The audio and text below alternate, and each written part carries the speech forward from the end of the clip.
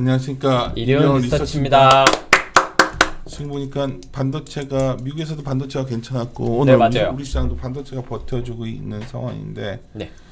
어떤 뭐 연휴 뒤에 분위기는 한번 올라갈 수 있다 분위기도 있고 우리 전략팀 의견은 오늘 아까 신중호 팀장 얘기도 그렇고 좀 여전히 좀 변동성 시장, 네. 위험 관리 뭐 이런 부분인 것 같아서 저 같은 경우에는 3월 그렇지 않아도 월간에 대해서 이제 좀 시장에 대해서 생각을 하고 있는데 좋을 만한 이슈가 뭐가 있고 나쁠 만한 이슈가 뭐가 있을까라고 생각을 해보면은 일단 좋을 만한 이슈는 이 부양책을 3월 중순까지 넘기겠다라고 얘기를 한 상황이거든요. 그게 나올 때까지는 시장이 그 막 폭락이라든지 이런 건 없을 것 같아요. 그나마 버텨줄 수 있는 이슈가 있어가지고 다만 3월 중반 이후 넘어가면 어떻게 될까 이거에 대해서는 조금 걱정을 하고 있습니다. 아무래도 이 모멘텀 공백이 생길 수 있는 상황에서 시장금리 올라가는 거라든지 뭐 자료에서도 말씀드리겠지만 원자재 가격 올라오는 게 사실 조금씩 부담스러운 레벨에 진입한 거는 맞거든요. 그래가지고 조금 조심스럽습니다. 우리 우영 연구원 코멘트에서 얘기했던 이거 1월 28일 아마 FOMC 의사로인 것 같은데. 아, 네네 맞아요. 네. 그때 인식과 또 그 사이 좀 많이 달라져. 근데 내가 이제 요즘 느끼는 건 뭐냐면 여기 다니면 맨날 요즘 듣는 얘기는 한 정해져 있는 것 같아요. 첫째는 아크 인베스트먼트 얘기. 아크에서 뭐 얘기했대요. 아크 항공 얘기하면 다 항공. 뭐 이런 분위기가 그게 하여튼 그게 있고 또 하나는 테슬라에라 비트코인 얘기. 마지막에 뭐냐면 그 금리 뭐 올라봤자 파웰이 잠재워 줄 거야. 좀 있으면 뭐 이런 기대인데 너무 쏠려 있는 것 같아서 하여튼 저희가 작년 연말에 좀 올해를 바라봤을 때 미국채 10년 기준으로 1.5를 향해 갈 수도 있다. 내가 말했을 때 다들 막 좀 굉장히 거부 반응들 많이 일으켰었는데 1.37도 갔었더라고 벌써. 네, 금리가 생각보다 빠른 거는 맞습니다. 그러니까. 지금. 근데 그거는 막 다음에 우리가 전략적에서 얘기를 하고. 네. 근데 오늘은 반도체가 좋으니까 우리는 경고할 것 같고 상대적으로. 하여튼 이번 주 일정이랑 이것 좀 보죠. 오늘 이번 주에 사실 가장 포인트는 파웰 증언이죠. 네, 맞습니다. 여기 3페이지 여러 그 페이지에 잘 적어놨는데요. 이번 주 일정이라는 거는 사실 아까 말씀드렸던 3월 전망과도 굉장히 연관성이 높습니다. 두 가지 부양책이 어떻게 진행되고 있느냐 이거를 일단 체크를 하셔야 될 것 같고요. 두 번째로는 이 시장금리가 올라가는데 연준의 최근에 업데이트된 내용이 뭐냐 이거를 확인하셔야 된다 이거고요. 일단 제롬 파월 연준 의장이 이제 화요일과 수요일 그러니까 미국 시간이니까 한국 시간으로는 뭐 수요일날이랑 목요일날 확인을 할 수 있겠죠. 이때 하원과 상원의 반기 의회 증언이 예정되어 있습니다. 뭐 청문회라고도 하는데요. 뭐 여기에서 당연히 그 통화 정책이라든지 경제 상황이라든지 그리고 최근에 원자재 가격 상승과 인플레이션에 대한 연준의 입장에 대해서 입장을 묻는 게 주요 질문이 될 거다라고 생각을 하고 있습니다. 연준 같은 경우에는 뭐 파월 의장 같은 경우에는 최근 인터뷰에서 내용을 보면은 뭐 인플레이션이 잠깐 올라갈 수는 있는데 이게 유지될 거라고 생각을 하지는 않는다. 뭐 유가 이런 것 때문에 일시적 인플레다. 뭐 그리고 그 의사록에서도 비슷한 내용이 맞아요. 나왔었는데 이게 단기적인 요인과 장기적으로 이렇게 지속적인 인플레이션을 좀 구분을 해야 된다 이렇게 얘기를 하고 있거든요.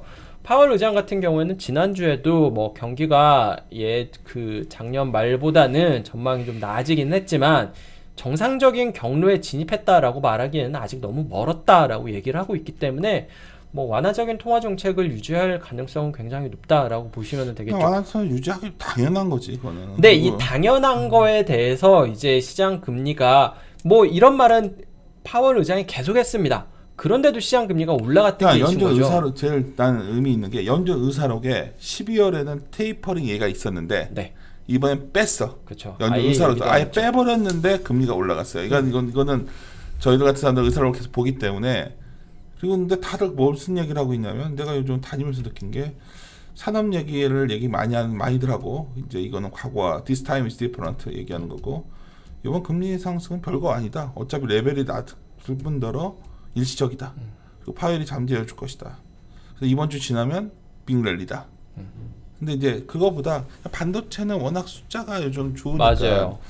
우리 시장은 큰데 경고할 것 같은데 제가 주말에 읽었던 책 중에서 좀 어떤 우리나라의 경제학자 어떤 분이 쓰신 건데 그러니까 소비자 물가나 생산 물가나 직계 변수기 때문에 금리라는 화폐 현상에 그게 오면 이거는 조정된다는 거지. 그러니까 이게 문장을 되게 어렵게 쓰셨더라고. 학자분들은 왜 이렇게 어렵게 쓰려고 했어요. 그러니까 너무 어렵게 쓰셨는데 그러니까 논문 자기가 썼던 걸 했던 것 같은데 이제 여러 근거를 같이 읽으면서 느꼈던 거는 그러니까 이게 어떻게 될지 나는 뭐든 어떻게 된다가 아니라 분명한 건 시장 기대보다 금리가 빨리 올라오고 있다는 얘기예요. 저는 딴 게 아니라 그냥 시장 기대보다 금리가 빨리 올라가는데 많은 사람들이 금리는 이제 중요치 않아 얘기를 하는데 금리가 움직이면 여러 가지 그 연쇄 반응들이 오는 것도 있기 때문에 뭐 법을 이런 얘기를 드리는 게 아니라 그래서 파웰 발언을 한번 봅시다. 좀 뭐 목요일쯤이면 알 수 있는데 이게 목요일이 아니라 똑같은 내용 가지고 상원에서 하고 하원에서도 그런가? 하니까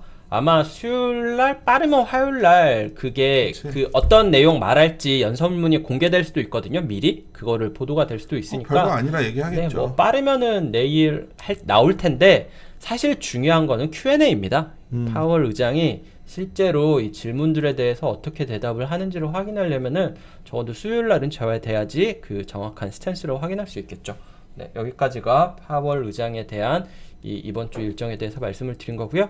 두 번째로 말씀을 드릴 내용은 이제 미국 경기 부양책을 하원에서 이번 주에 표결해가지고 다음 주에는 상원으로 넘기겠다라고 얘기를 했습니다. 뭐 정확하게 이번 주라고 얘기한 건 아니고요. 2월까지는 상원에서 처리를 하겠다라고 했는데 뭐 어차피 이번 주면 2월 끝나니까 이번 주에 끝난다라고 보시면 될 것 같아요.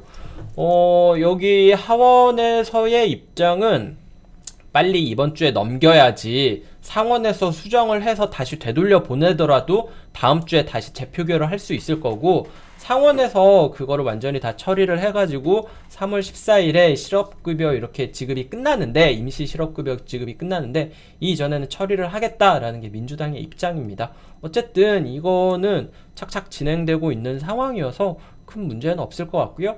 제 생각에도 3월 14일 이전에는 이건 무리 없이 통과되지 않을까라고 생각을 하고 있습니다. 그렇죠. 그래요. 네. 그다음에 다음 페이지에 있는 뭐 차트 같은 경우에는 두 가지 정리를 했는데요. 첫 번째는 미국 초소형주 시장이 굉장히 좋습니다. 5페이지에 있는 거 차트 말씀드리고 있는데요. 지난달에, 그러니까 지난 분기죠. 2020년 4분기에 미국 초소형주의 S&P 500 대비 수익률이 사상 최대였는데 지금 아직 뭐 1분기 끝난 거는 아닌데요. 지금 수익률 보면은 그것보다 더 높습니다. 그만큼 미국 소형주, 초소형주 보면은 더 이 마이크로캡까지 이렇게 날린 상황이다. 어떻게 보면은 이 시장의 위험 선호도가 굉장히 뭐 지난 분기에도 강했는데 지금은 그것보다 더 강한 상황이다라는 점에서 의미가 있을 것 같고요. 이건 어떻게 보면은 같이 과열할 때 같이 신나해야 될지 조금 조심해야 될지 결정을 해야 되는데 저 같은 경우에는 조금 경계를 해야 되지 않나라고 말씀을 드리고 있는 상황인 거죠. 분위기는 뭐 근데 수익률 게임을 최대한 해보자 이런 분위기인 것 같은데. 맞습니다. 그래가지고 뭐 이 영향인데 뭐 스펙 시장이라든지 신규 상장이라든지 이런 것도 굉장히 강하거든요. 한국도 그래서 좀 스펙 쪽에 한번 관심을 받을 수도 있지 않을까 이번 분기 안에 이런 생각도 하고 있어요. 다 아래쪽 페이지에는 중국 같은 경우에는 생각보다 경기가 굉장히 좋잖아요. 그렇죠. 일본 수출이 지금 YOY로 플러스 폭이 굉장히 높아졌는데 뭐 여기에는 가장 큰 건 중국 출하가 굉장히 늘었기 때문이다 라는 얘기가 나오고 있습니다. 일본 내수는 사실 그렇게는 좋지는 않아요. 지난 4, 4분기 같은 경우에는 코로나 확진자 수가 급격하게 증가하기도 했고요. 일본도. 그러면서 내수 상황은 안 좋았는데 수출이 이 상황을 좀 타개하고 있는데 그 원인에는 이면에는 중국의 수요 개선이 영향을 미쳤다. 이렇게 보시면 될 것 같습니다. 이것과 이어지는 내용이 다음 페이지에 있는 산업 이슈인데 이거는 굉장히 중요한 것 같아요. 이 5, 6페이지 보시면은 최근에 상품 가격 올라가는 거에 대한 내용을 코멘트를 써놨습니다. 아까 시장금리가 상승한다? 이것과도 연관이 있고요. 그 다음에 미국의 부양책과도 연관이 있고요. 그 다음에 중국의 수요 개선과도 연관이 있는데 이 소재 산업재가 굉장히 강하고 원자재 가격 지수도 굉장히 강합니다. 여기에는 뭐 달러와 약세도 영향이 있었고요. 여기에 수요 개선도 영향이 있었고요. 여기에 추가적으로 날씨가 춥다 보니까 이 공급 이슈가 생기면서 이 수급과 공급 간의 불균형이 발생하면서 가격이 올라간 것도 영향이 있다. 이렇게 보시면 되는데 이게 중요한 게 뭐냐면은 증시의 투자 스타일을 바꾸고 있다라는 거죠. 시장 금리는 올라가고요. 원자재 가격도 올라가고 하다 보니까 성장주라든지 이렇게 좀 소형주 뭐 IT 이런 데는 약간 좀 둔화되고 있는 가운데 소재, 산업재, 금융 이렇게 금리 올라갈 때 경제 좋아질 때 좋아지는 업종이 최근에 강세를 보이고 있다는 겁니다. 그러다 보니까 광산업체 주가들이 굉장히 좋아요. 뭐 미국에서도 있는데 광산업체 같은 경우에는 유럽이라든지 호주라든지 남미 지역에 많거든요. 이런 업종들이 최근에 강세를 보이는 게 좀 특징적이고요. 미국과 유럽을 비교하면은 미국은 IT와 커뮤니케이션 비중이 높고 유럽 같은 경우에는 소재, 산업재, 금융 비중이 높은데 그러다 보니까 최근에 미국보다는 유럽 증시가 좋은 모습이 나타나고 있다. 이게 특징적이라는 거죠. 어떻게 보면은 반도체 좋았던 거는 맞는데 미국 시장을 끌고 왔었던 거는 이런 반도체 같은 하드웨어보다는 소프트웨어 성격의 뭐 넷플릭스라든지 구글이라든지 뭐 페이스북이라든지 이런 업체였는데 여기는 약간 둔화되고 금리가 올라가면서 오히려 이렇게 하드웨어 성격이라든지 소재라든지 산업재 성격이 올라가고 있고 미국보다 유럽이 강하고 이런 것들이 최근에 좀 특징적인 움직임이다 라고 보시면 되는 거죠. 파월 의장은 당연히 이 완화적인 통화 정책을 유지할 거다라고 얘기를 하고 있는데 장기 금리가 상승해 버리고 이렇게 시장 금리가 조금씩 이렇게 찌끔찌끔 올라가고 있다 보니까 밸류에이션 높은 종목들 이렇게 성장주들보다는 이 가치주 성격의 업종들이 최근에 꿈틀꿈틀하고 있는 게 시장의 특징이다 이렇게 보시면 됩니다. 뭐 여기 연결해서 국내 실적 말씀드리기 전에 그 뒤쪽에 있는 이머징 관련돼 가지고 하나 더 보여드리면은요 14페이지에 있는 차트 한번 봐주시겠어요?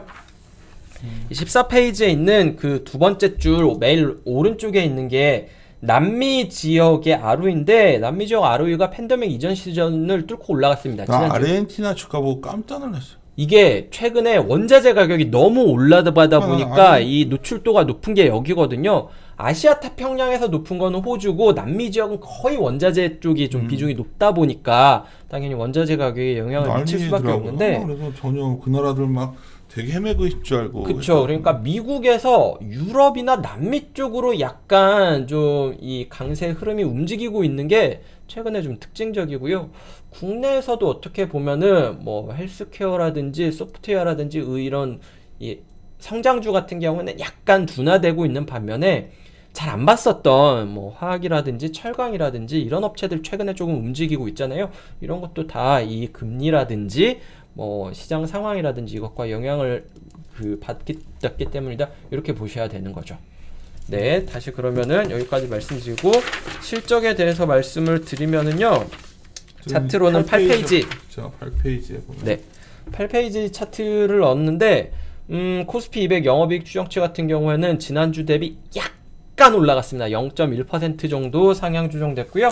뭐 0.1% 정도면은 이게 2021년 들어서 가장 상향 조정 폭이 적은 수준이었습니다. 순이익 같은 경우에는 약간 하향 조정됐고요. 뭐 이런 거를 보면은 실적이 잘 나왔음에도 불구하고 이익 추정치 상향 조정 같은 경우에는 약간 좀 둔화되고 있다 이렇게 보셔야 되는데요. 뭐 물론 여기에는 뭐 설날 이후에 이익 추정치 변화가 약간 좀 둔화됐었던 뭐 연휴도 끼고 하면서 이런 영향도 있기는 하지만 어쨌든 뭐 주가도 좀 지지부진하고 이익 추정치 같은 경우도 지난주만 봐서는 조금 둔화되고 그런 상황이었다. 이거는 좀 봐주시면 될 것 같습니다. 특징적인 거는 업종별로는 여전히 금융 쪽이 상향 조정이 되고 있어요. 뭐 소재라든지 산업재 같은 경우에는 해외랑 다르게 아직은 한국은 조금 이익 추정치가 하향 조정되기는 했지만 어쨌든 금융 같은 경우에는 시장금리 상승이라든지 경기 회복이라든지 이런 거에 영향을 받으면서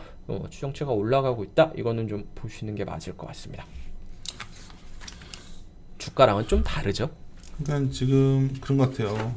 그 파웰 기대가 그러니까 파웰이 이번에 발언 이후에 시장 반응이 매우 중요할 것 같아요. 네, 엄청 중요합니다. 거기서 이제 결국 다 논리는 이거 아닌가요? 그러니까 연준은 인플레 용인해서라도 고용을 잡으려고 하고 있기 때문에 네.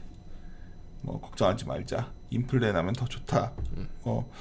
이런 논리가 시장에 반영되는데 이제 거기에 동시에 반영되는 부작용이 금리가 움직이는 건데 네.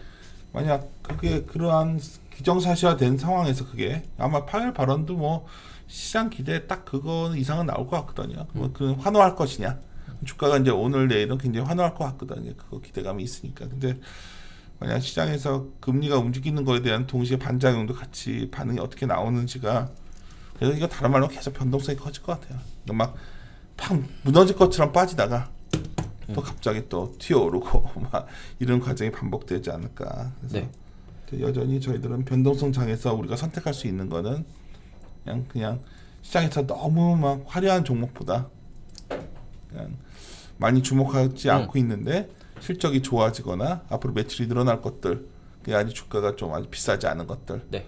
그런 것들 중소형주건 대형주건 규모 효과에 상관없이 골라내면 최근 성과가 좋더라고요. 그런 식으로 저희가 녹음을 다 못했는데 하여튼 뭐 그런 것들 좀 이렇게 하다 보면 상당히 반응들이 좋아서 하여튼 그런 식으로 계속 해가야 되지 않나. 아까 수용주 강세 분위기가 이렇게 좀 더 이어지지 않을까 저는 그렇게 생각하는데 염려차 연구원 생각 어때요? 저도 좀 더 강세를 갈 수 있다라고 생각을 하는 이유는 뭐 물론 성장주 쪽에서 약간 밀리는 현상이 나타날 수도 있다라고는 생각하지만 하드웨어 쪽, 특히 반도체 쪽이 굉장히 견조하거든요. 이런 거를 생각을 하면은 한국 시장 인덱스 자체가 크게 무너지거나 하지는 않을 거다라고 생각을 하고 있고요.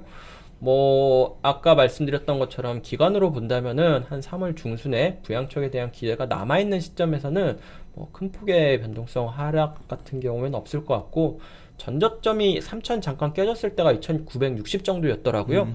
뭐 많이 밀려봐야 그 정도 밑에까지 내려가지는 않지 않을 것 같은데 그 정도로 지금은 생각하고 법인에서 오늘 있습니다. 저한테 질문하서 했지만 밀리면 그보단 더 빠질 것 같아 내 생각. 근데 나는 뭐 그렇게. 왜냐면 3월 상반기까지는 그러니까 그것보다 3월은 그런데 네. 만약 시장이 어느 순간에 좀 흔들리는 시그널이 나오면 저는 근데 3월 하반기는 약간 좀 걱정하고 있기는 해요. 3월 그게 하반기랑. 언제죠? 이 세금 기준이 되는 게 3월까지 팔아야 되는 거지. 네.